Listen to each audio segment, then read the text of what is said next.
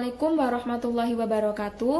Kami dari kelompok 5 akan mempresentasikan tentang telaah kurikulum dan pengembangan bahan ajar bahasa Indonesia di MI. Saya Eva Nur Khofifah, NIM T 2018-4088, akan mempresentasikan tentang pengertian kurikulum. Kurikulum adalah alat yang digunakan untuk menggapai tujuan pendidikan dan sebagai acuan dalam pendidikan. Kurikulum ini menunjukkan falsafah atau pandangan hidup suatu bangsa, ke arah mana serta bagaimana kehidupan itu ditentukan. Kurikulum sendiri ini memiliki banyak pengertian, dan kurikulum ini berasal dari bahasa Latin yang artinya jarak yang harus ditempuh oleh pelajar. Pada masa itu, pengertian kurikulum ini adalah jangka waktu pendidikan yang harus ditempuh oleh peserta didik untuk memperoleh ijazah. Terima kasih. Assalamualaikum warahmatullahi wabarakatuh. Di sini saya Nafisa Lailatul Qadriyah, NIM T 2018-4110. Saya akan menerangkan tentang landasan kurikulum pembelajaran bahasa Indonesia. Nah, pembelajaran bahasa itu kan harus membantu peserta didik mengenali dirinya, budayanya, dan budaya orang lain. Pada umumnya dalam mengembangkan kurikulum itu kita dapat berpegang pada asas filosofis, asas psikologis, asas sosiologis, dan asas organisatoris. Nah, yang pertama itu saya akan menjelaskan tentang asas filosofis. Landasan filosofis di sini memberikan arah pada semua keputusan dan merupakan pandangan hidup orang, masyarakat, dan bangsa. Nah, dalam kaitannya itu dengan pendidikan, filsafat ini memberikan arah pendidikan seperti hakikat pendidikan, tujuannya, dan bagaimana cara mencapai tujuan pembelajaran. Nah, oleh karena itu wajar apabila kurikulum memiliki kaitan erat dengan filsafat pendidikan. Yang kedua ini asas psikologis. Nah, dalam asas ini berkaitan dengan perilaku manusia. Jadi, dalam landasan ini memberikan landasan yang berpikir tentang hakikat proses belajar mengajar dan tingkat-tingkat pengembangan peserta didik. Jadi kurikulum itu pada dasarnya kan disusun agar peserta didik itu dapat tumbuh dan berkembang dengan baik, dan bahwa kurikulum dan pengajarannya itu dilaksanakan dengan mempertimbangkan peserta utama dalam proses belajar mengajar, akan lebih meningkat keberhasilan kurikulumnya seperti itu daripada kurikulum yang mengabaikan faktor psikologis peserta didik ini. Dan yang ketiga itu asas sosiologis.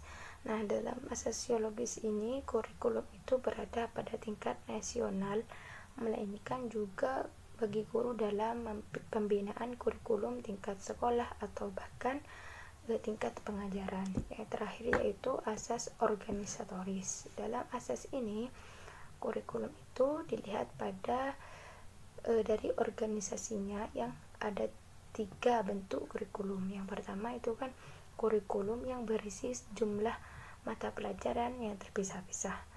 Namun yang kedua itu ada yang juga kurikulum yang berisi sejumlah mata pelajaran yang sejenisnya itu dihubung-hubungkan. Dan yang terakhir itu ada kurikulum yang terdiri dari semua mata pelajaran. Sekian, terima kasih. Wassalamualaikum warahmatullahi wabarakatuh. Assalamualaikum warahmatullahi wabarakatuh. Perkenalkan, nama saya Rizkia, NIM T 2018-4112. Di sini saya akan membahas mengenai telaah kurikulum. Membahas mengenai kurikulum dalam pendidikan di Indonesia, perubahan kurikulum itu sudah terjadi beberapa kali. Hal itu terjadi karena sesuai kebutuhan, baik dari masyarakat yang mana sebagai pengguna hasil kelulusan maupun dari lembaga sekolah yang mana sebagai melahirkan produk kelulusan. Tujuan perubahan dari kurikulum tersebut terjadi karena untuk meningkatkan suatu kualitas proses pembelajaran siswa, serta rancangan pembelajaran yang sesuai dengan kondisi yang dibutuhkan oleh peserta didik. Dari hasil perubahan kurikulum tersebut, akan diharapkan dapat mengembangkan desain kurikulum yang bermutu, yang mampu mencetak produk lulusan yang memiliki masa depan yang cerah dan dapat mengimplementasikannya pada kemajuan bangsa dan negara. Pada kurikulum bahasa Indonesia, ini lebih menekankan pada pembelajaran yang fokus pada keterampilan, kemahiran, ataupun kemampuan berbahasa seorang peserta didik. Adapun poin-poinnya di sini ada menyimak, berbicara, membaca, dan yang terakhir menulis. Kurikulum 2013 merupakan kurikulum baru yang diterapkan oleh pemerintah untuk menggantikan kurikulum KTSP atau kurikulum tingkat satuan pendidikan yang telah berlaku selama kurang lebih 6 tahun. Pergantian kurikulum merupakan suatu hal yang biasa atau wajar dalam dunia pendidikan, karena perubahan kurikulum ini ditujukan untuk mendapatkan kurikulum yang bermutu dan sesuai dengan kepentingan dan kebutuhan masyarakat sebagai pengguna produk lulusan. Pada kurikulum K13 memiliki 3 aspek penilaian. Yang pertama, aspek kognitif, yang kedua, aspek afektif, dan yang terakhir, aspek psikomotorik. Dalam kurikulum K13, terutama dalam pembelajarannya ada ringkasan materi dan ada juga penambahan materi. Materi yang diringkas itu pada materi bahasa Indonesia, IPA, IPS, PKN, dan lain-lain. Sedangkan materi yang ditambahi itu materi matematika. Sekian yang dapat saya sampaikan, kurang lebihnya mohon maaf. Selanjutnya akan diteruskan oleh presentator terakhir. Assalamualaikum warahmatullahi wabarakatuh. Baik, di sini saya akan melanjutkan materi presentasi bagian D dan E. Pertama, yang D yaitu tujuan pembelajaran bahasa Indonesia.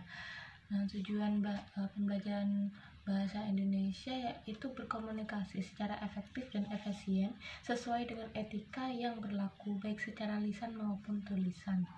Yang kedua, menghargai dan bangga menggunakan bahasa Indonesia sebagai bahasa persatuan dan bahasa negara. Yang ketiga yaitu memahami bahasa Indonesia dan menggunakannya dengan tepat dan kreatif untuk berbagai tujuan. Lalu yang keempat, menggunakan bahasa Indonesia untuk meningkatkan kemampuan intelektual serta kematangan emosional dan menikmati, memanfaatkan karya sastra untuk memperluas wawasan, memperhalus budi pekerti serta meningkatkan pengetahuan dari kemampuan bahasa. Yang keenam yaitu menghargai dan mengembangkan sastra Indonesia sebagai khazanah budaya dan intelektual masyarakat Indonesia. Lalu selanjutnya yang E yaitu standar kompetensi dan kompetensi dasar pembelajaran bahasa Indonesia. Berdasarkan Permendiknas nomor 23 tahun 2006 pasal 1 ayat 1, standar kompetensi lulusan untuk satuan pendidikan dasar dan menengah digunakan sebagai pedoman penilaian dalam menentukan kelulusan peserta didik. Lalu standar kompetensi lulusan satuan pendidikan SK atau SKL, SP atau dalam SDMI sebagai berikut, yaitu yang pertama, 1. Menjalankan ajaran agama yang dianut sesuai dengan tahap perkembangan anak. Yang kedua, mengenal kekurangan dan kelebihan diri sendiri. Yang ketiga, mematuhi aturan-aturan sosial yang berlaku dalam lingkungannya. Yang keempat, menghargai keberagaman agama, budaya, suku, ras, dan golongan sosial ekonomi di lingkungan sekitarnya. Yang kelima, menggunakan informasi tentang lingkungan sekitar secara logis, kritis, dan kreatif. Yang keenam, menunjukkan kemampuan berpikir logis, kritis, dan kreatif dengan bimbingan dari guru atau pendidik. Yang ketujuh, menunjukkan rasa keingintahuan yang tinggi dan menyadari terhadap potensinya. Yang kedelapan, menunjukkan kemampuan memecahkan masalah sederhana dalam kehidupan sehari-hari. Yang kesembilan, menunjukkan kemampuan mengenali gejala alam dan sosial di lingkup sekitar. Yang ke-10, menunjukkan kecintaan dan kepedulian terhadap lingkungan. Yang ke-11, menunjukkan kemampuan untuk melakukan kegiatan seni dan budaya lokal. Yang ke-12, menunjukkan kecintaan dan kebanggaan terhadap bangsa, negara, dan tanah air Indonesia. Yang ke-13, menunjukkan kebiasaan hidup bersih, sehat, bugar, aman, dan memanfaatkan waktu luang. Yang ke-14, berkomunikasi secara jelas dan santun. Yang ke-15, bekerja sama dalam kelompok, tolong-menolong, dan menjaga diri sendiri dalam lingkungan keluarga dan teman sebaya. Yang ke-16, menunjukkan kegemaran membaca dan menulis. Yang ke-17, menunjukkan keterampilan menyimak, berbicara, membaca, menulis, dan berhitung. Lalu adapun standar kompetensi bahasa Indonesia SDMI sebagai berikut. Yang pertama yaitu mendengarkan, yang kedua yaitu berbicara, yang ketiga yaitu membaca, dan yang keempat yaitu menulis. Baik, demikian presentasi dari saya. Apabila ada kesalahan kata, mohon maaf. Wabillahi taufiq wal hidayah. Wassalamualaikum warahmatullahi wabarakatuh.